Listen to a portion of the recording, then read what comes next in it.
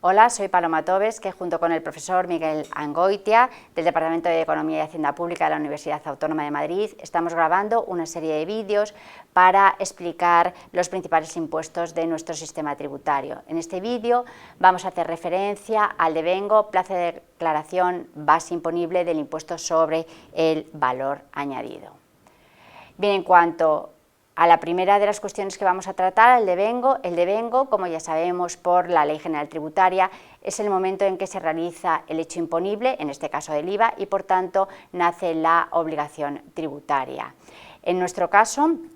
como el hecho imponible de este impuesto se refiere a tres, tenemos entrega de bienes y prestación de servicios que podrían ir juntos, ¿vale? Adquisiciones intracomunitarias de bienes e importaciones, y estos tienen un devengo distinto. En cuanto a las entregas de bienes, el momento del devengo se produce en el momento en que se ponen a disposición del adquirente o en el momento, si es anterior, en que se produce la expedición de factura. Si fuera posterior la expedición de factura, el IVA se devenga justo en el momento en que las entregas de bienes están puestos a disposición del adquirente, no en el momento de factura si es posterior al momento de disposición del adquirente, ¿vale? En el caso de que la factura sea anterior al momento en que las entregas de bienes están puestos a disposición del adquirente, en ese caso el devengo se produce en el momento de la factura. Ahora bien, si la factura es posterior al momento en que las entregas de bienes están puestas a disposición del adquirente, el devengo se produce en el momento en que las entregas de bienes están puestas a disposición del adquirente. Bien. En el caso de la prestación de servicios, el devengo se produce cuando se presten, efectúen o ejecuten las operaciones gravadas. En este caso hay que decir que en las prestaciones de servicios en procesos continuados se produciría el devengo cuando finalice el proceso, por ejemplo, como puede ser un proceso judicial, es decir, cuando por parte de un abogado hay una prestación de servicios dentro de un proceso judicial, el momento del devengo se produciría cuando finalizara el proceso judicial. Bien. En el caso de las adquisiciones intracomunitarias nos pasa como en el caso de las entregas de bienes, el momento del devengo se produce en el momento en que están puestas a disposición del adquirente, y en este caso, en las adquisiciones intracomunitarias, se producirá el día 15 del mes siguiente a aquel en el que se inicie la expedición o transporte de los bienes con destinos al adquirente, o, como ocurre en el caso de las entregas de bienes interiores, en la fecha de expedición de factura si fuera anterior, no si fuera posterior, como también nos ocurría en el caso de las entregas de bienes. Bien. Y en cuanto a las importaciones, en el momento de producirse el devengo de los derechos de importación según la legislación aduanera. En cuanto a los plazos de declaración,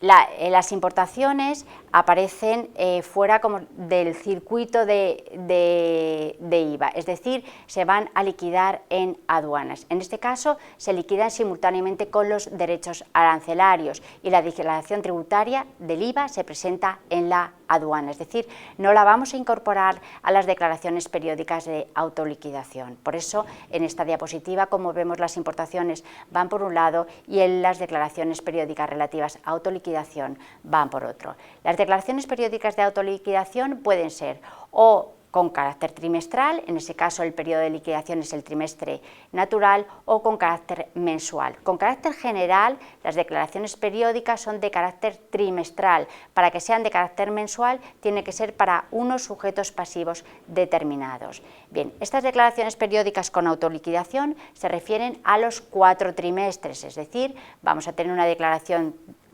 relativa al primer trimestre, que se ha de realizar entre el 1 y 20 de abril, otra declaración trimestral relativa al segundo trimestre, que se realiza también entre el 1 y 20 de junio, la del tercer trimestre entre el 1 y 20 de octubre, y la declaración del cuarto trimestre y además el resumen de la declaración anual se efectuará entre el 1 y 30 de enero. ¿Vale? En cuanto a las declaraciones periódicas con autoliquidación de carácter mensual, en ese caso el periodo de liquidación, es decir, las operaciones que se registran son de carácter mensual. Estas son relativas solamente a determinados sujetos pasivos, aquellos que su volumen de operaciones del año anterior sea superior a 6.010.121, aquellos que estén inscritos en el registro de devolución mensual y aquellos que estén en el régimen especial del grupo de entidades. Bien, en este caso, las declaraciones por autoliquidación se efectuarán del 1 al 30 del mes siguiente, excepto, evidentemente, en el mes de enero, cuya declaración hay que efectuarlo el último día de febrero, pero como febrero no tiene día 30, por eso no aparece como el 1 al 30, sino el último día del mes de febrero. Es decir, que la declaración de enero se efectuará el último día de febrero, la declaración de febrero se efectuará en marzo y así sucesivamente. En cuanto a la base imponible sabemos por la Ley General Tributaria que es la cuantificación del hecho imponible, es decir, el importe total de las contraprestaciones de las operaciones sujetas, y se determina en régimen de estimación directa. En cuanto a la base imponible de entrega de bienes, prestación de servicios y adquisiciones intracomunitarias, ¿qué integran la base imponible? Vale, pues la base imponible evidentemente lo integra el precio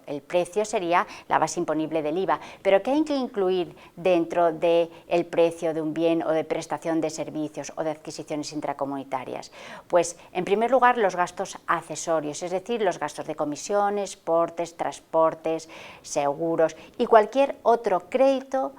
efectivo a favor de quien realice la entrega o preste el servicio, es decir, cualquier otro gasto que se remunere a aquel empresario o profesional que realice la entrega o preste el servicio. Bien, por ejemplo, en el caso de un abogado que factura a su cliente también el importe de las dietas por comidas, pues formará parte de la base imponible del IVA por prestación de servicios, ¿vale? También las subvenciones vinculadas directamente al precio de las operaciones sujetas, los tributos y gravámenes sobre las operaciones gravadas, excepto el impuesto sobre el valor añadido y excepto el impuesto especial sobre determinados elementos de transporte. Las percepciones retenidas a cuenta de la operación que se va a efectuar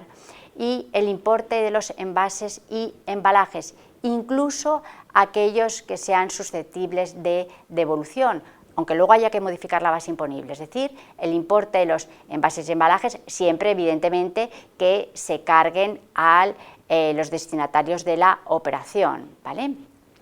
Y el importe de las deudas asumidas por el destinatario de las operaciones sujetas como contraprestación total o parcial de las mismas. Es decir, ¿qué quiere decir esto? Que en este caso el comprador, en vez de pagar el precio de la mercancía o de la prestación de servicios, lo que hace es asumir una deuda que el vendedor tenga con un tercero, es decir, es un pago indirecto, es decir, en vez de un pago directo, pagar directamente al vendedor de la entrega de bienes o al que realiza la prestación de servicios, lo que hace es que anula la deuda que este empresario profesional tiene con un tercero, ¿vale? Bien, no se integran en la base imponible las indemnizaciones que no supongan una compensación de las entregas de bienes o prestación de servicios sujetas a este impuesto, evidentemente los descuentos o bonificaciones que se realicen simultáneamente a la operación, porque es un menor precio, las sumas pagadas en nombre y por cuenta del cliente en virtud de mandato expreso del mismo, es decir, los denominados suplidos. En cuanto a la base imponible de las importaciones, es el valor del bien que se va a declarar en la aduana, ¿vale? Si no se recogen en el valor de la aduana, habrá que integrar, además del precio, los impuestos, derechos y exacciones, ¿vale?, que se deben fuera del territorio de aplicación de nuestro impuesto, así como aquellos que se devenguen relativos a la importación, a excepción evidentemente del valor añadido. Y además todos los gastos accesorios, como hemos visto antes, como comisiones, gastos de embalaje, transportes, seguros, hasta el primer lugar de destino de los bienes en el interior de la comunidad, solamente hasta el primer lugar de destino. En cuanto a los supuestos de modificación de la base imponible, en este caso tenemos los siguientes. En primer lugar, el importe de los envases y embalajes que sean susceptibles de reutilización y que hayan sido devueltos. Es decir, el importe de los descuentos efectuados a posteriori de la operación, cuando eran simultáneamente a la operación no se integraban en la base imponible, cuando son posteriores, como hay un menor precio, pues hay una modificación de la base imponible, ¿vale? Aquel importe de la contraprestación que se haya establecido provisionalmente, es decir, si hemos establecido un precio inicial y luego ese precio inicial cambia, pues evidentemente tenemos que modificar la base imponible, ¿vale? Y después, cuando el destinatario de las operaciones sujetas no haya hecho efectivo el pago de las cuotas repercutidas, siempre evidentemente con posterioridad al devengo del impuesto, es decir, ya se ha devengado el impuesto, y se dicte auto de declaración de concurso, y cuando los créditos correspondientes a las cuotas repercutidas por las operaciones gravadas sean total o parcialmente incobrables. Es decir, estos supuestos de modificación de la base imponible, aunque la ley establece una taxación de estos, lo que nos están diciendo es que estamos alterando el precio de la actividad, la entrega de bienes o de la prestación de servicio, y al estar modificando ese precio, estamos modificando la base imponible del impuesto. Bien, y esto es todo en relación a la base imponible, el devengo y plazo de declaración del impuesto sobre el valor añadido.